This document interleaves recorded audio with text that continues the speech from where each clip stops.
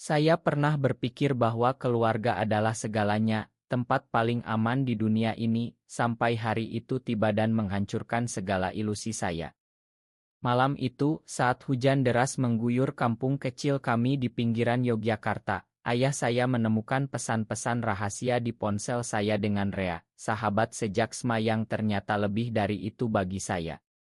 Ayah membentak saya di depan ibu yang menangis diam-diam, memanggil saya dengan kata-kata yang menusuk seperti pisau, anak haram. Kamu bikin malu keluarga ini. Seluruh tetangga seolah tahu keesokan harinya, gosip menyebar seperti api di musim kemarau. Saya bernama Ardi, lahir dan besar di kampung yang sama dengan rumah-rumah joglo tua dan sawah yang membentang luas. Ayah, Pak Slamet, adalah seorang petani biasa yang disegani karena kejujurannya, selalu menjadi panutan di masjid kampung. Ibu, Bu Siti, wanita lembut yang menghabiskan hari mengurus kebun kecil di belakang rumah. Kami hidup sederhana, tapi penuh hormat dari orang-orang sekitar. Sampai rahasia saya terbongkar. Rea, pria yang saya cintai diam-diam sejak kami duduk di bangku SMA, adalah anak tetangga sebelah. Kami bertemu diam-diam di tepi Sungai Progo, berbagi cerita tentang mimpi kota besar yang tak pernah kami capai. Hari itu, setelah ayah memukul saya hingga biru, tetangga mulai menjauh. Pakert datang ke rumah, mengatakan bahwa anak seperti saya bisa merusak moral kampung. Anak-anak kecil dilarang bermain dengan adik saya yang masih Gosip menyebar, Ardi itu homo, hati-hati anak-anak perempuan. Padahal saya tak pernah menyentuh siapapun selain Rea dalam pelukan rahasia. Rea sendiri ketakutan, keluarganya lebih konservatif, ayahnya seorang ustaz kecil di musola. Kami berhenti bertemu, tapi rasa sakit itu semakin dalam. Ayah berubah total. Dulu dia bangga saat saya lulus kuliah dengan beasiswa, kini dia tak mau melihat muka saya. Pergi dari rumah ini kalau tak bisa berubah, katanya suatu malam, suaranya gemetar bukan karena marah, tapi karena malu yang dalam. Saya tahu ayah mencintai saya, tapi budaya kami, agama yang kami anut, membuatnya buta. Di Indonesia ini, menjadi gay seperti kutukan, terutama di kampung seperti milik kami, di mana norma adat dan agama bercampur menjadi tembok tebal.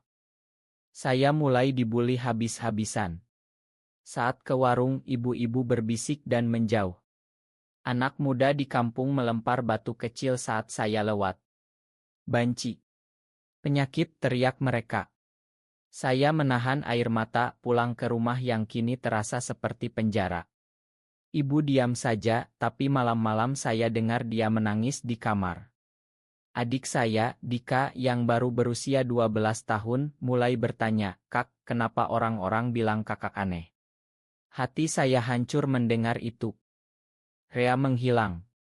Dia pindah ke kota, katanya untuk kerja, tapi saya tahu dia lari dari rasa malu. Pesan terakhirnya, "Ma Ardi, aku tak cukup kuat.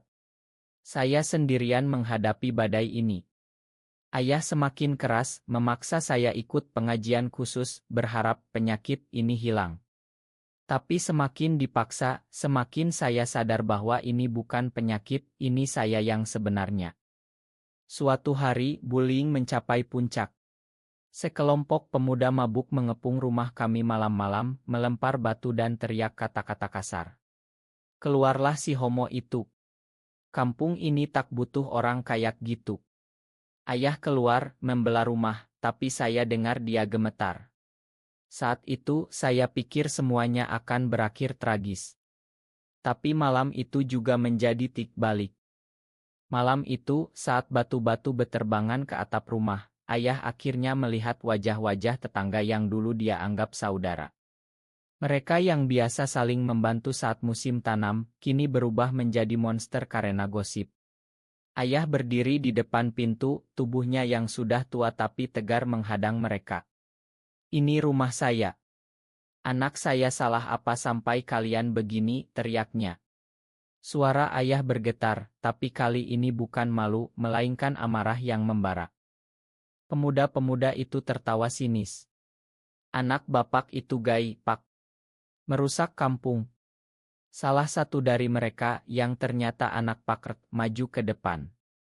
Ayah diam sejenak, lalu balas dengan suara yang membuat semua terdiam, "Kalau anak saya salah, biar Tuhan yang hukum. Kalian bukan Tuhan." Mereka bubar perlahan, mungkin karena hormat pada ayah yang selama ini disegani. Keesokan harinya, ayah duduk di teras, wajahnya pucat. Saya mendekat hati-hati, takut dimarahi lagi. Tapi ayah malah menatap saya lama, matanya basah. "Ardi, ayah salah. Ayah takut kehilangan muka di kampung, tapi semalam ayah sadar, kalau ayah kehilangan anak sendiri, apa arti muka itu?" Kata-kata itu seperti obat, meski masih sakit.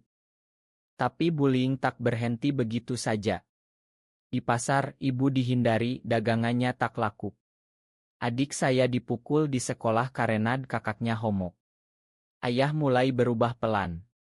Dia pergi ke rumah Pakert, meminta maaf atas gangguan, tapi juga membela saya. "Anak saya tak bunuh orang, tak curi, kenapa kalian hakim dia?" Pakert diam, tapi gosip tetap bergulir. Saya mulai depresi berat.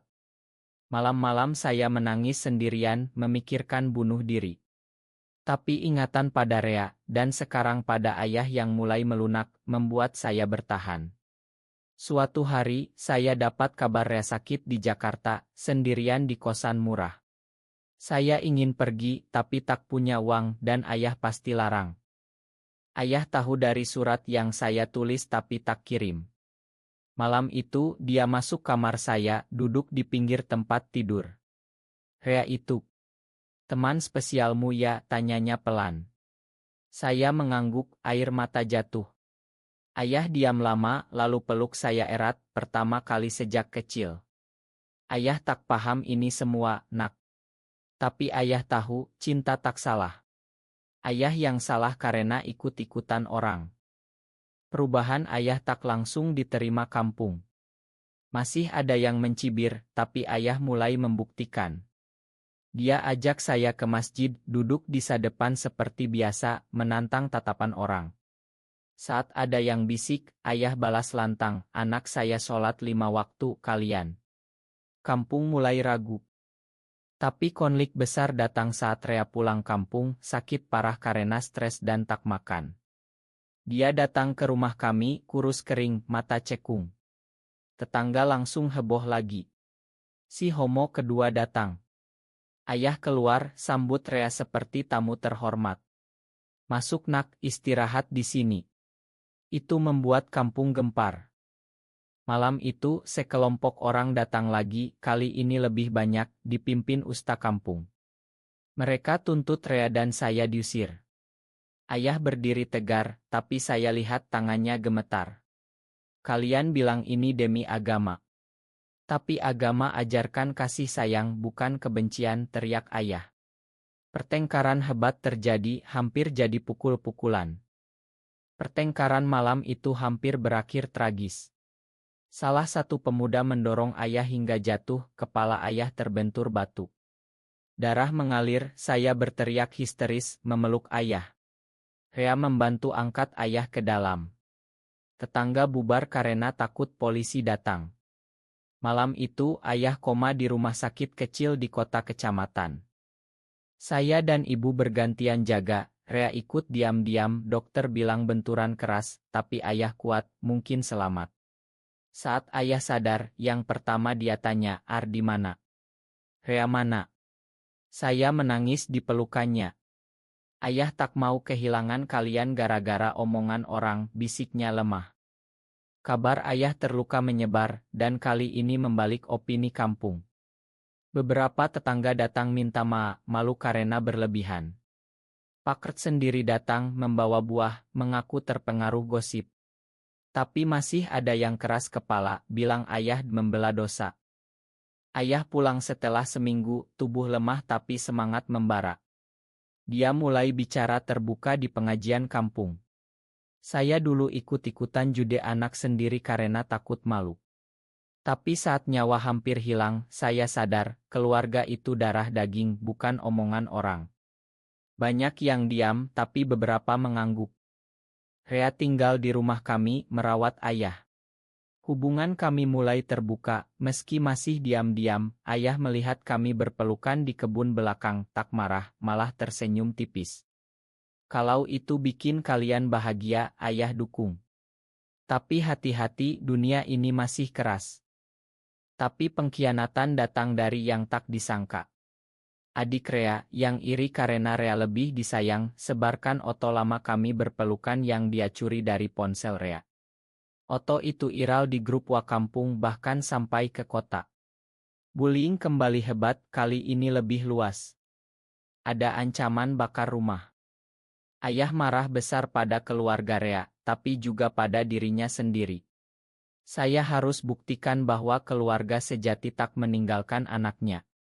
Ayah ajak pertemuan besar di balai kampung, undang semua warga, termasuk Usta. Di pertemuan itu, ayah berdiri meski masih lemah, cerita panjang tentang perjalanannya. Saya dulu benci anak sendiri karena takut neraka orang lain. Tapi Al-Quran bilang, rahmat Tuhan luas. Siapa kita menghakimi ciptaannya? Beberapa menangis, termasuk ibu-ibu yang dulu paling ganas gosip. Rea bicara juga, suaranya gemetar. Saya tak pilih ini, tapi saya tak malu lagi. Cinta saya pada Ardi tulus, seperti cinta ayah pada anak. Kampung terdiam. Usta yang dulu keras, akhirnya bilang, kita tak boleh jude, tapi juga tak boleh promosi. Biar mereka hidup damai. Tak semua berubah seketika, tapi bullying mereda. Beberapa tetangga mulai sapa lagi, bahkan bantu saat musim tanam. Setelah pertemuan itu, hidup kami mulai normal kembali, meski dengan luka yang dalam. Ayah menjadi pahlawan diam-diam di kampung, orang-orang hormat karena keberaniannya membela anak. Tapi di balik itu, ayah sering sakit, benturan lama. Saya dan Rea semakin dekat, merencanakan pindah ke Yogyakarta kota, cari kerja yang lebih terbuka. Tapi konflik baru muncul. Ibu yang selama ini diam, akhirnya bicara. Ayah sudah berkorban banyak, tapi ibu takut kalau kalian pergi, ayah semakin sakit karena kesepian. Ibu menangis, mengaku dulu diam karena takut ayah marah, tapi kini dia terima kami apa adanya.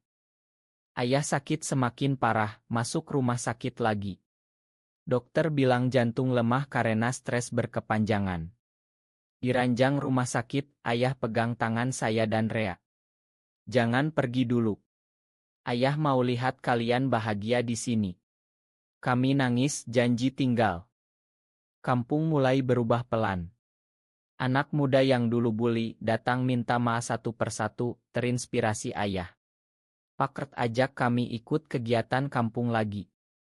Tapi masih ada pengkhianatan kecil, gosip dari jauh. Suatu hari, ada demonstrasi kecil dari kelompok konservatif luar kampung datang protes kampung homo. Ayah, meski lemah, keluar rumah, hadapi mereka. Ini kampung kami, anak kami. Kalian pergi. Didukung warga yang kini bela ayah, demo bubar. Ayah semakin lemah, tapi senang melihat kami bahagia. Rea dan saya mulai buka usaha kecil, warung kopi di pinggir kampung, tempat nongkrong anak muda. Kami tak sembunyikan hubungan lagi, meski tak pamer.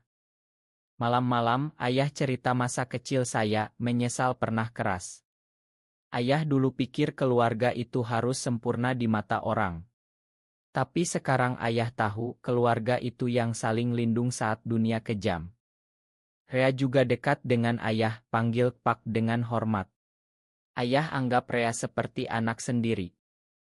Waktu berlalu, ayah semakin sering sakit, tapi kampung sudah damai.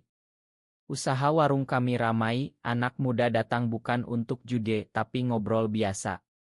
Beberapa bahkan curhat masalah mereka sendiri, terinspirasi keberanian kami. Tapi badai terakhir datang saat ayah kritis. Di rumah sakit, dokter bilang tak lama lagi. Kami semua berkumpul, ibu, adik, Rea, saya. Ayah tersenyum lemah.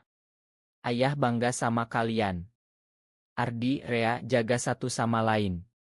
Keluarga itu bukan darah saja, tapi hati yang memilih saling cinta. Ayah meninggal malam itu damai di pelukan kami. Pemakaman ramai, seluruh kampung datang, hormat pada ayah yang membuktikan arti keluarga sejati. Usta bilang di khotbah, Pak Slamet ajarkan kita rahmat, bukan hukuman. Setelah ayah pergi, kami rasakan pengkhianatan terakhir dari beberapa tetangga lama yang masih bisik, tapi kini minoritas. Kami kuat karena warisan ayah.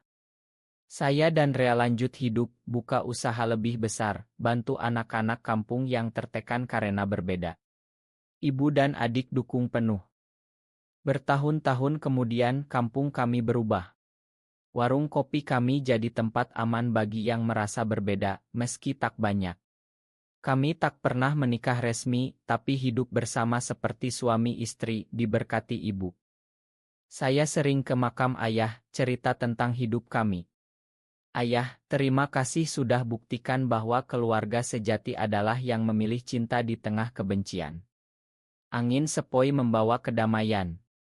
Rea dan saya tumbuh tua bersama, tangan bergandeng di tepi sawah seperti dulu. Kampung kini hormati kami, panggil Mas Ardi dan Mas Rea dengan hangat. Arti keluarga yang ayah ajarkan tak hilang. Di Indonesia yang masih keras ini, cerita kami jadi pelajaran, cinta tak salah, yang salah adalah kebencian yang membutakan. Kami bahagia, meski dengan luka. Karena ayah membuktikan, keluarga sejati adalah tempat pulang, apapun yang dunia katakan.